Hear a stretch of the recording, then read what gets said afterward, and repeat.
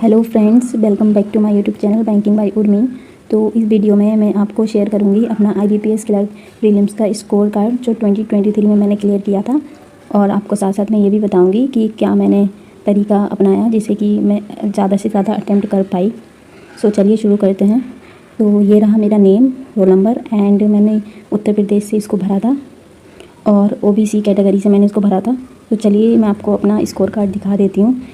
सबसे पहले रीजनिंग का मेरा जो स्कोर बना था 34 बना था, आउट ऑफ 35। इसमें शायद मैंने एक अटैम्प्ट नहीं किया था तो 34 स्कोर बना। रीजनिंग में मेरी अच्छी कमांड रहती है हर बार, तो रीजनिंग में मैंने सारे ही क्वेश्चन अटैम्प्ट किए थे। लगभग एक क्वेश्चन मैंने नहीं बनाया था जो कि मीनिंगफुल वर्ड हमें बनाना होता है, वो मैं कभी नहीं करती, उसमें मैं हमेशा गलत कर देती हूँ।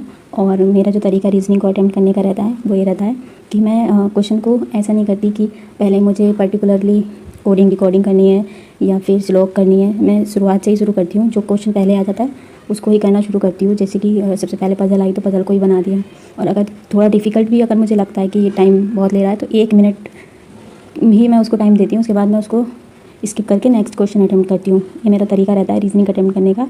अगर आपको अच्छा लगे तो आप भी फॉलो कर सकते हैं। एंड न्यूमेरिकल एबिलिटी में मैंने 26.50 अटैम्प्ट किए थे। इसमें मैंने थोड़े कम अटैम्प्ट किए थे क्योंकि न्यूमेरिकल एबिलिटी मेरी इतनी अच्छी है नहीं। अब मैंने और प्रैक्टिस की है इस बार, तो इस बार 35 में से 34 या 33 तो लाने की कोशिश करूँगी मैं।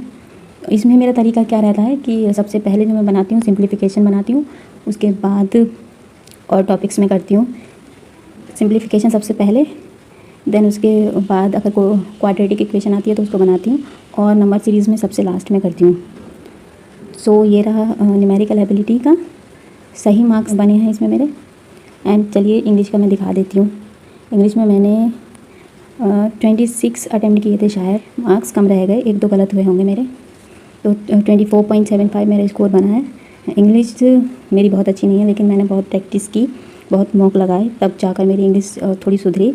इंग्लिश के लिए आपको क्या पढ़ना है, आपको सबसे पहले तो 120 रूल्स ऑफ ग्रामर पढ़ने हैं निमिषा बंसल मैम के।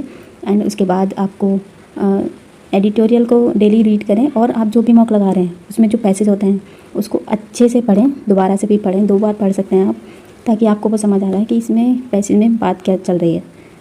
ऐसा आप करेंगे तो आपको फ़ायदा भी मिलेगा। मैंने ये अपनाया था। और इंग्लिश में मैं सबसे लास्ट में RC करती हूँ। उससे पहले मैं सारे छोटे छोटे क्वेश्चन जो होते हैं एरर्स के होते हैं तो वो मैं कर लेती हूँ। और पैरा जंबल मेरा बहुत अच्छा नहीं है, उसको मैं हमेशा स्किप करने की कोशिश करती हूँ, तो उसके मैं ज़्यादातर क्वेश्चन स्किप करती हूँ। तो इंग्लिश में तो बहुत अच्छा स्कोर मेरा नहीं रहता है, फिर भी मैंने अच्छे अटैम्प्ट किए हैं इसमें। तो मेरा जो फुल स्कोर रहा है मैं दिखा देती हूँ क्या रहा।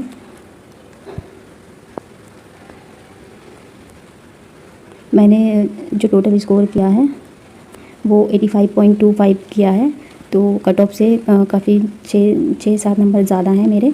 78.50 गई थी OBC की कट ऑफ, तो काफ़ी ठीक मेरा स्कोर रहा है।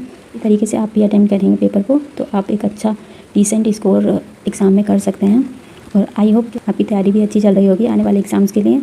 तो अगर आपको मेरा तरीका ये एग्ज़ाम को करने का पसंद आया तो आप भी इसको फॉलो कर सकते हैं, और आने वाले एग्ज़ाम्स के लिए ऑल द बेस्ट।